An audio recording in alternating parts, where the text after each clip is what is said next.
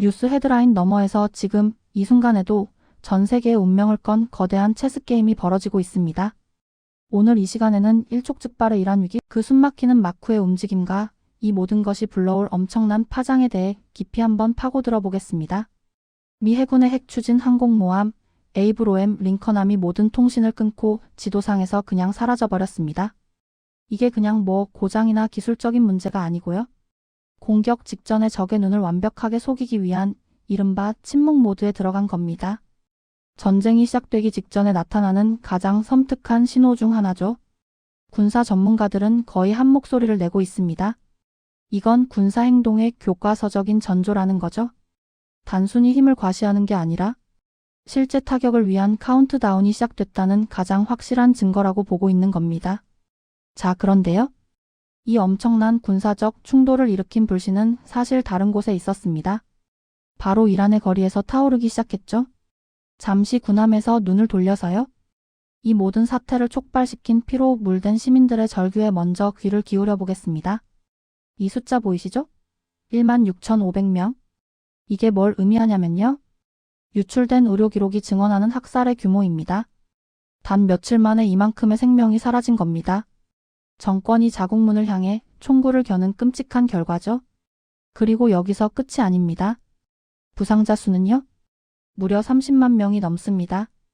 이게 어느 정도냐면 거의 2년 가까이 이어진 우크라이나 전쟁. 사상자와 맞먹는 피해가 불과 며칠 만에 발생했다는 거예요. 그 폭력의 강도가 정말 상상을 초월했다는 걸 보여줍니다. 근데 정말 끔찍한 건 이겁니다. 산탄총에 맞아서 시력을 잃은 사람이 7,000명이 넘는다는 사실. 이건 그냥 시위 진압이 아니에요. 일부러 죽이지 않고 영구적인 상처를 남겨서 살아있는 공포의 상징으로 만들려는 아주 악랄한 계산이 깔린 전술인 거죠. 이란 정권이 쓴 방법들을 보면 진짜 혀를 내두를 정도예요. 전국적으로 인터넷을 끊어서 외부와 완전히 고립시키고 시위대한테는 실탄을 쐈습니다. 심지어 부상자들이 치료받으러 간 병원을 체포를 위한 덫으로 사용했고요. 이라크 민병대 같은 외국 용병까지 데려와서 자국민을 공격했다는 충격적인 정황까지 드러났습니다. 자, 그럼 이제 미국의 움직임을 한번 보죠. 이건 뭐 거대하고 아주 치밀하게 짜인 군사 작전의 시작이라고 볼 수 있습니다. 미국의 군사 배치는요, 진짜 무슨 영화 각본처럼 착착 진행됩니다. 한번 보세요. 1단계 항공모함을 중동으로 보내고요. 2단계 공격 위치를 숨기려고 침묵 모드로 들어갑니다. 3단계에선 장거리 폭격기랑 벙커버스터 같은 핵심 무기들을 한 곳에 모으죠. 그리고 마지막 4단계 혹시 모를 보복 공격을 피해서 비전투 요원들을 빼냅니다. 한 단계씩 진행될 때마다 전쟁의 그림자가 점점 더 짙어지는 거죠. 미국의 공중 전략을 아주 쉽게 비유하자면 메스와 망치 작전이라고 할 수 있습니다. 이게 뭐냐면요. 먼저 F-35 스텔스기 같은 날카로운 메스로 이란의 방공망, 그러니까 적의 눈을 멀게 만드는 겁니다. 그리고 나서 디에고 가르시아에서 날아온 B-2 스텔스 폭격기라는 거대한 망치로 이란의 지하 핵시설, 즉 국가의 뼈대를 그냥 부러뜨려 버리는 거죠. 자, 여기서 우리가 진짜 주목해야 할 무기가 바로 이 벙커버스터입니다. 이 무기가 등장했다는 건요, 미국의 목표가 그냥 경고나 작은 충돌 수준이 아니라는 걸 보여주는 거거든요. 한마디로 이란이 가장 깊숙한 곳에 숨겨둔 핵야망을 아예 뿌리채 뽑아버리겠다. 이런 의지를 드러낸 겁니다. 자, 이렇게 모든 화력이 한 곳에 모였습니다.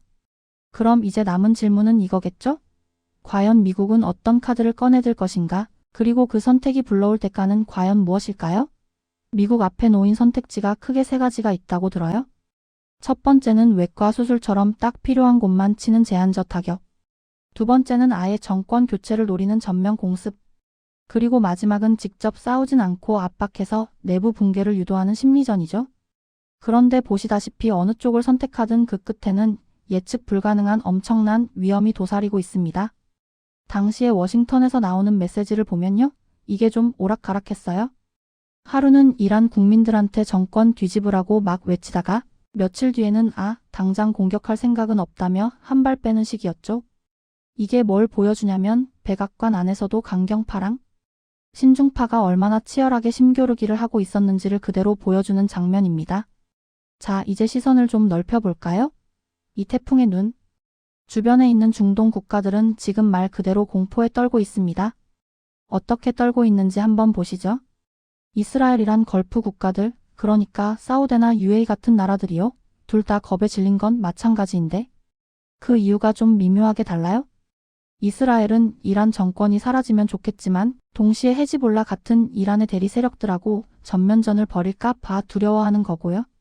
반면에 걸프 국가들은 이란이 약해지는 건 좋은데 전쟁이 자기네 땅으로 번져서 도시나 석유시설이 불바다가 될까 봐 그걸 제일 무서워하는 겁니다.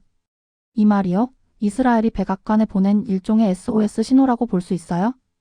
예전에 이란 미사일에 자기들 방공망이 뚫렸던 아주 뼈아픈 기억이 있거든요. 미국의 절대적인 도움이 없으면 우리도 생존을 장담할 수 없다는 아주 냉혹한 현실을 인정한 셈이죠. 바로 이 지점에서 이중동의 작은 불씨가 어떻게 순식간에 전 세계를 위협하는 거대한 불길로 번질 수 있는지가 아주 명확하게 드러납니다. 그 이유는 바로 여기 호르무즈 해역 때문입니다. 여기가 말하자면 전 세계 경제의 숨통 같은 곳이거든요. 전 세계 석유의 20%가 매일 여기를 지나가는데 만약 이란이 공격을 받으면 기뢰로 이 해역을 막아버리겠다고 여러 번 위협했죠. 이건 이란이 가진 마지막이자 가장 강력한 카드입니다. 만약에 이 호르무즈 해역이 막히면 어떻게 될까요? 유가는 배럴당 200달러는 그냥 넘어갈 거라는 게 전문가들 얘기예요. 이건 뭐 그냥 전 세계적인 경제 대재앙이 시작되는 거죠. 이미 시장은 공포에 질려 있습니다. 유조선에 붙는 전쟁 위험 보험료가 무려 1000%나 폭등한 게 바로 그 증거입니다. 자, 그럼 중국이랑 러시아는 어떨까요? 이 나라들 셈법은 좀 복잡해요. 중국은 제재 때문에 값이 싼 이란산 원유에 크게 의존하고 있고요. 러시아는 지금처럼 유가가 높은 상황을 즐기고 있습니다. 두 나라 입장에서는 이란에 갑자기 친미 성향의 새로운 정권이 들어서는 게 자국 이익의 정면으로 반하는 최악의 시나리오인 거죠. 결국 우리는 이런 질문 앞에 서게 됩니다. 이 거대한 군사력의 집결이 전쟁을 막기 위한 최후의 방표일까요? 아니면 이미 파국으로 가는 되돌릴 수 없는 발걸음일까요? 확실한 건 한 가지입니다. 세상에서 가장 위험한 줄타기는 이미 시작되었다는 거죠.